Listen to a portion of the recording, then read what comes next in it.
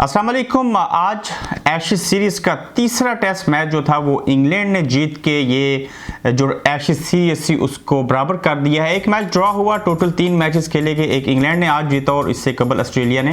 पहला test match जो था उसमें कामयाबी हासिल की थी। टेस्ट मैचेस की ये सीरीज एशेज की जो टेस्ट चैंपियनशिप के लिए हो रही है, इसको देख के हम ये बबांग दौल कह सकते हैं कि आज भी टेस्ट मैच जो है उसकी अहमियत बाकी है, उसमें जो चाशनी है वो मौजूद है। उसकी रीज़न कि 2019 के अंदर बेन स्टोक्स की सूरत में जो इंग्लैंड को एक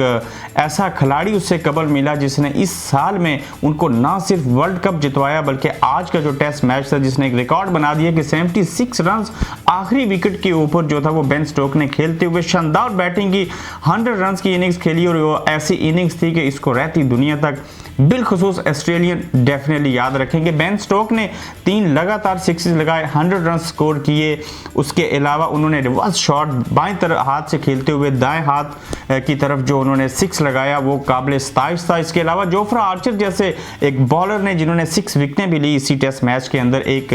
इनिंग्स में उन्होंने भी छक्के लगाए, तकरीबन 1 छक्का लगाया और जब वो आउट हुए तो क्या बला का कैच दो ऑस्ट्रेलियन फील्डर ने उनका कैच लिया। इसके अलावा अगर देखा जाए तो 2019 के वर्ल्ड कप के फाइनल में और आज के मैच में एक चीज कॉमन थी, वो ये थी, इसमें ऑस्ट्रेलिया की गलती कहना भले बेजा नहीं होगा क्योंकि इसमें भी ये कंट्रोवर्सी रही कि बेन स्टोक्स प्रॉपरली तकरीबन से 40% मिडिल विकेट को बॉल ने टच किया और थोड़ा सा 70% जो था वो ऑफ स्टंप की विकेट थी। उसके बावजूद अंपायर ने आउट नहीं दिया और ऑस्ट्रेलिया ने रिव्यू नहीं लिया, जिसके बायस ऑस्ट्रेलिया को तीसरा टेस्ट मैच जो आज था वो उससे शिकस्त का सामना करना पड़ा। लेकिन मैं ये दावे से कहता हूं और ये मेरा ये बिलीव है, मैंने खुद ये मैच देखा, मैंने अप्लाई भी किया था, मैं इसको जा नहीं सका कवर करने के लिए, लेकिन बेन स्टोक्स की बैटिंग को देखते हुए वो डिजर्व करती थी इंग्लैंड की टीम के बेन स्टोक्स की जैसी बैटिंग थी उसके ऊपर इंग्लैंड को ये टेस्ट मैच डेफिनेटली जीतना था। और ये हेडिंगले में खेला गया, 28 टेम्परेचर में शदीद गर्मी थी आज, उसके बावजूद बेन स्टोक्स ने ये साबित कर दिया कि वो कभी प्रेशर में नहीं आते, किसी का प्रेशर कबूल तक नहीं करते। उन्होंने हर खिलाड़ी को बेहतरीन तरीके से खेला और खेलते हुए जैसे 2 मौके मिले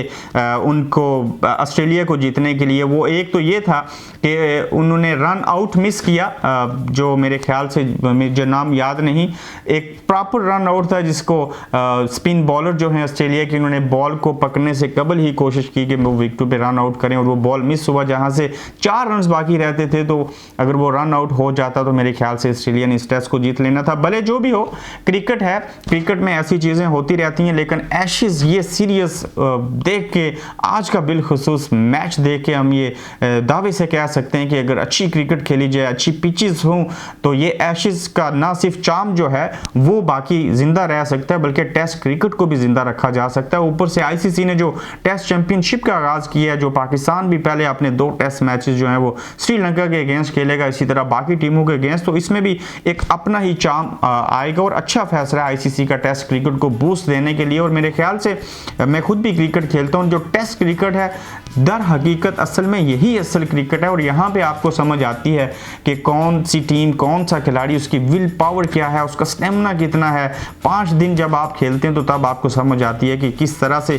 बाकी क्रिकेट जो है वो उसको भी, एक खिलाड़ी मजबूत होगा टेस्ट क्रिकेट खेलते हुए, उसका स्टेमिना बढ़ेगा, तो उसी के पेश नज़र ही वो T20 और बाकी ODIs में जो चीज़ें हैं उनको बेहतर बना सकता है। एशेज इतनी इंपॉर्टेंट सीरीज होती है कि यहाँ पे आपको कई बार टिकट लेना मुश्किल महाल हो जाता है। उसकी रीज़न के 5 दिनों का ये मैच होता है टेस्ट मैच, और इसमें एक दिन का जो टिकट है वो 100 पाउंड, इस मीन्स पाकिस्तानी 20,000 या 18,000 रुपीज़ के करीब एक दिन का जो आप मैच का देखते हैं हाफ, वो आपको देखने को मिलता है। और बाज़ औक़ात ऐसे होता है कि टिकट नहीं मिलते या उनकी प्राइस 150 पाउंड, इस मीन्स पाकिस्तानी 25,000 रुपीज़ होते हैं पर डे। तो आप हिसाब लगा लें कि ये कितना एक अच्छा उसमें इन्वायरमेंट होता है, जैसे पता चलता है किसी वर्ल्ड कप का फाइनल हो रहा है, इतने ज़्यादा लोग होते हैं उस ग्राउंड के अंदर बैठे हुए। और मेरे ख्याल से आज बेन स्टोक्स बिलखुसूस इस एशेज की, इस सीरीज़ के एक हीरो हैं, इस मैच के भी हीरो हैं। उन्होंने बहुत अच्छे तरीके से खेला और जोफ्रा आर्चर को जो उन्होंने इंग्लैंड की मैनेजमेंट ने, कोच ने वापस लाया, वो उनका एक बहुत अच्छा डिसीजन था। और जोफ्रा आर्चर ने यह साबित कर दिया कि वो कभी कभार ना सिर्फ बैटिंग भी कर सकते हैं बल्कि वो एक अच्छे बॉलर हैं और यकीनन आगे बड़े इंटरेस्टिंग चीज़ें होंगी। और बाकी बाकी बाबर आजम के हवाले से उन्होंने कौन सा नया रिकॉर्ड बना दिया, वो क्या खबरें, नई वीडियो में उसके ऊपर आपसे बात होगी। चैनल को सब्सक्राइब कीजिए, अपना ख्याल रखिए, मुझे इजाज़त दीजिए, अल्लाह हाफिज़।